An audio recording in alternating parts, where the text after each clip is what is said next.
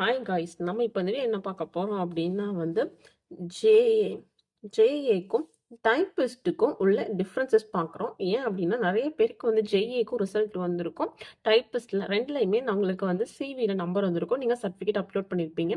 So அப்படிங்கும்போது உங்கள் ரெண்டுலையுமே நம்மளுக்கு பேர் இருக்கிறவங்களுக்கு கன்ஃபியூஷன்ஸ் இருக்கும். ஸோ ஜேஏல போய் போஸ்டிங் எடுக்கலாமா, டைப்பிஸ்டில் போய் போஸ்டிங் எடுக்கலாமா?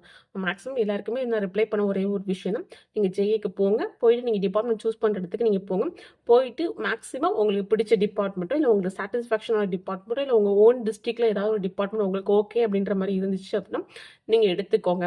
அதுக்கப்புறம் நீங்கள் டைப்பிஸ்ட் போங்க.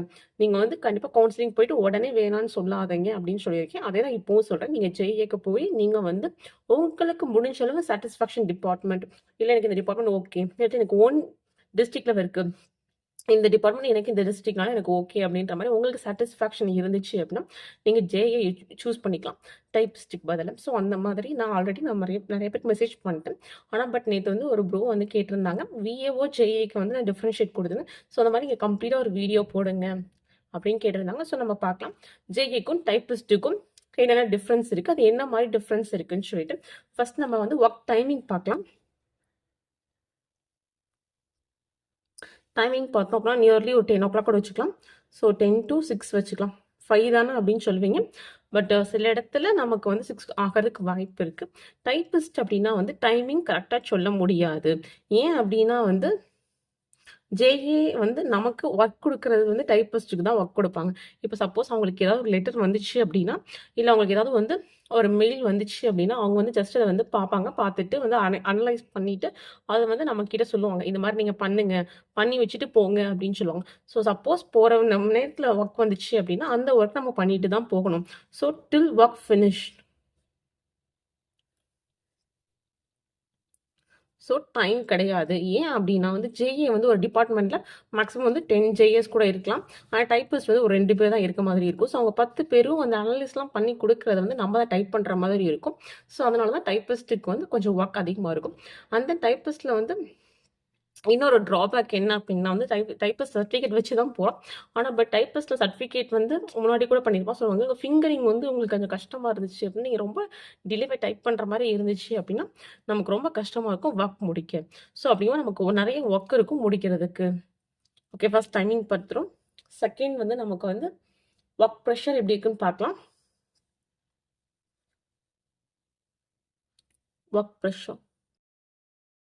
ஒர்க் ப்ரெஷர் அப்படின்னு பார்த்தோம் அப்படின்னா மேக்ஸிமம் நமக்கு எப்படி இருக்கும் அப்படின்னா ஜேஏக்கு வந்து கம்மியாக தான் இருக்கும், டைப்பிஸ்ட்டுக்கு வந்து அதிகமாக இருக்கும். ஏன் அப்படின்னா அதே ரீசன் தான், மேலே சொன்ன ரீசன் தான். அவங்க வந்து அனலைஸ் பண்ணுறப்ப வந்து கொஞ்சம் கஷ்டமாக இருக்கும். அவங்களுக்கு ஏதாவது டாக்குமெண்ட்ஸ் வந்தால், ஏன்னா ஃபுல்லாக அவங்க தான் கண்ட்ரோல் பண்ணுறாங்க ஜேஏ. ஸோ அப்படிங்கும்போது நமக்கு அனலைஸ் பண்ணுறதுக்கு ஏதாக்கும் நான் அனலைஸ் பண்ணி கொடுத்துட்டாங்க அப்படின்னா ஃபுல்லாக வந்து அவங்க சொல்கிற ஒர்க் எல்லாமே நம்ம தான் பண்ணுற மாதிரி இருக்கும். அண்ட் தென் அந்த டைத்துக்குள்ளே முடிக்கணும். ஸோ வந்து அவங்க இப்போ வந்து ஒர்க் கொடுத்துட்டு, இப்போ நீங்கள் இந்த 1 ஹவரில் எனக்கு இந்த இது முக்கியமாக வேணும்ப்பா அப்படின்னு சொன்னாங்கன்னா நம்ம அந்த 1 ஹவரில் வந்து நம்ம அந்த ரிப்போர்ட் டேட்டா ஃபில் பண்ணுறதா இருக்கட்டும், ஏதாவது ரிப்போர்ட் ரெடி பண்ணுறதா இருக்கட்டும், நம்ம அதை பண்ணி கொடுக்கணும். ஸோ அப்படிங்கும்போது அந்த டைம் அப்படின்னு வரும்போது நமக்கு வந்து ஒர்க் ப்ரெஷர் வந்து கொஞ்சம் கூட தான். ஸோ நமக்கு வந்து ஜேஏவோட டைப்பிஸ்ட் வந்து ஒர்க் ப்ரெஷர் வந்து அதிகம் தான். நெக்ஸ்ட் வந்து தேர்ட் கிரைட்டீரியா அப்படின்னு பார்த்தோம் அப்படின்னா ப்ரொமோஷன் பார்க்கலாம். இல்லை ப்ரொமோஷன் வந்து ஜேஏல வந்து மேக்ஸிமம் வந்து அரௌண்ட் 10 to 13 இயர்ஸில் வந்து மேக்ஸிமம் வந்து நல்ல ஒரு ஹையஸ்ட் போஸ்ட் கிட்ட 10 to 13 or 14 இயர்ஸில் வந்து நம்ம வந்து மேக்ஸிமம் வந்து ரொம்ப நல்ல போஸ்ட்டுக்கு போயிடலாம். ஆனால் பட் இங்கே டைப்பிஸ்ட் அப்படின்னா நமக்கு அரௌண்ட் 20 இயர்ஸ் ஆகும். இந்த அளவுக்கு நம்ம இங்கே போஸ்டிங் போகிறதுக்கு நமக்கு வந்து ஒரு 20 இயர்ஸ் ஆகும். ஸோ ப்ரொமோஷன் பார்த்தோம் அப்படின்னா வந்து நம்ம வந்து ஜேஏ வந்து டைப்பிஸ்ட்டோட கொஞ்சம் ஃபாஸ்ட்டாக இருக்கும். ஸோ நான் விஏஓவில் சொல்லியிருப்பேன், நீங்கள் ஜேஏ போங்க, விஏஓவில் வந்து உங்களுக்கு ப்ரொமோஷன் கொஞ்சம் கம்மியாக இருக்கும் அப்படின்னு சொல்லியிருக்கேன். ஆக்சுவலாக இது காமனாக சொல்கிறது ஜேஏ டைப்பிஸ்ட்டு சொல்லிட்டு. ஆனால் இதை நீங்கள் டிபார்ட்மெண்ட்குள்ளே நீங்கள் பார்த்தீங்க அப்படின்னா டிபார்ட்மெண்ட்டில் சில இதில் வேறிப்படும். ஸோ நீங்கள் டிபார்ட்மெண்ட்குள்ளேயும் பார்க்கணும். அப்படியே நான் வந்து போட்டிருக்கேன் டாப் 3 டிபார்ட்மெண்ட்ஸ், டாப் 10 டிபார்ட்மெண்ட்ஸ்லாம் பார்த்து போட்டிருப்பேன். அதில் வந்து நான் ஆல்ரெடி சொல்லியிருப்பேன் எந்தெந்த டிபார்ட்மெண்ட் வந்து எப்படி நீங்கள் போனீங்க அப்படின்னா எவ்வளோ சீக்கிரமாக வந்து என்னென்ன போஸ்ட்டு போவீங்க, அது எந்தெந்த வருஷத்தில் மேக்ஸிமம் வரும் அப்படின்ற டீட்டெயில் அனாலிசிஸ்லாம் போட்டிருக்கேன். ஸோ வந்து லிங்க் வந்து டிஸ்கிரிப்ஷனில் கொடுங்க கைஸ், பார்க்காங்க பார்த்துக்கோம். ஃபோர்த் க்ரைட்டீரியா அப்படின்னு பார்த்தோம் அப்படின்னா நம்ம ட்ரான்ஸ்ஃபர் பார்க்கலாம். ஆக்சுவலாக ட்ரான்ஸ்ஃபர்னு பார்த்தோம் அப்படின்னா வந்து நமக்கு வந்து ஜேஏக்கு கொஞ்சம் ஈஸியாக இருக்கும். இதே வந்து டைப்பிஸ்ட்டுக்கு பார்த்தோம் அப்படின்னா டிஃபிகல்ட் தான். ஏன் அப்படின்னா வந்து அதான் இப்போ சொன்னேன். இப்போ வந்து ஜேஏ 10 பேர் இருக்காங்க அப்படின்னா, இப்போ அதில் ஒருத்தர் வந்து இடம் மாறி போறாங்கன்னு வச்சுக்கோங்க. அதில் 9 பேர் இருப்பாங்க. இல்லை நீங்கள் வந்து ஒருத்தர் ஆஃபீஸ்லேருந்து ஒருத்தர் போய் அதுக்கு பதிலா இங்கே வராங்க அப்படின்னா வந்து கொஞ்சம் இங்கே ஓரளவு பரவாயில்ல. இப்போ 2 பேர் தான் இருக்கீங்க. இல்லை நீங்கள் அந்த டிபார்ட்மெண்ட் சில டிபார்ட்மெண்ட்லாம் ஒருத்தவங்க தான் இருப்பாங்க. ஏன்னா அந்த பேஸ்ட் ஆன் டிபார்ட்மெண்ட் பொறுத்து. ஸோ அந்த மாதிரி ஒருத்தர் தான் இருக்காங்க அப்படின்னா, அப்போ நீங்கள் ட்ரான்ஸ்ஃபர் ஆகணும் அப்படின்னா, அந்த ஒருத்தர் வந்து வேற யாராவது அந்த இடத்துக்கு வர்றதுக்கு வில்லிங்காக இருக்கணும். ஸோ அந்த மாதிரி நிறைய ப்ரொசீஜர்ஸ் இருக்குது. சில டிபார்ட்மெண்ட்ல மியூச்சுவல் ட்ரான்ஸ்ஃபர் தான் இருக்குது நமக்கு. நீங்கள் வந்தால் தான் அங்கே போக முடியுன்ற மாதிரி சிலது வந்து மியூச்சுவல் ட்ரான்ஸ்ஃபர் தான் இருக்குது. அந்த மாதிரி சில டிபார்ட்மெண்ட்ஸ்லாம் இருக்குது. ஸோ அப்படிங்கும்போது இந்த மாதிரி நமக்கு மெம்பர்ஸ் அதாவது வந்து பீப்புள் கம்மியாக டைப்பஸ் டிபார்ட்மெண்ட்டில் இருக்கிறதுனால அதனால தான் நமக்கு ஒர்க் லோடும் வருது. அதனால தான் நமக்கு வந்து ட்ரான்ஸ்ஃபரும் கொஞ்சம் லேட் ஆகுது அப்படின்னு சொல்லிட்டு நெக்ஸ்ட் வந்து 5th ஒன் பார்க்கலாம். 5th ஒன் வந்து பவர் அப்படின்னு பார்த்தோம் அப்படின்னா ஆப்வியஸ்லி தெரியும். பவர் அப்படிங்கும்போது நமக்கு ஜேஏல தான் அதிகமாக இருக்கும். ஸோ வந்து டைப்பிஸ்டில் கம்மியாக தான் இருக்கும். அதே மாதிரி ரெஸ்பான்சிபிலிட்டின்னு பார்த்தாலுமே நமக்கு வந்து ஜேஏல தான் அதிகம் இருக்கும். ஏன் அப்படின்னா அவங்க தான் வந்து ஏதாவது வந்துச்சு அப்படின்னா வந்து கவர்மெண்ட்லேருந்து மெமோ அந்த மாதிரிலாம் ஏதாவது வந்துச்சு அப்படின்னா ஏதாவது ஃபைல்ஸ் ஏதாவது வந்துச்சுன்னா அப்படின்னா அவங்க தான் பார்ப்பாங்க. அவங்க தான் ஃபுல்லாக இது பண்ணிவிட்டு அவங்க வந்து அதை அனாலிசிஸ் பண்ணிட்டு தான் நமக்கு டைப்பிஸ்க்கு இங்கே வரும். ஸோ அதனால ஃபஸ்ட்டு அவங்களுக்கு ரெஸ்பான்சிபிலிட்டிஸ் அதிகமாக இருக்கும். நமக்கு வந்து அதோட கொஞ்சம் கம்மியாக தான் இருக்கும் டைப்பிஸ்டில். நெக்ஸ்ட்டு வந்து நம்ம லீவ் அப்படின்னு பார்த்தோம் அப்படின்னா அகெயின் அதே க்ரைட்டீரியா தான். ஆக்சுவலாக உங்கள் ஒர்க்கு நீங்கள் தான் பார்க்க போகிறீங்க.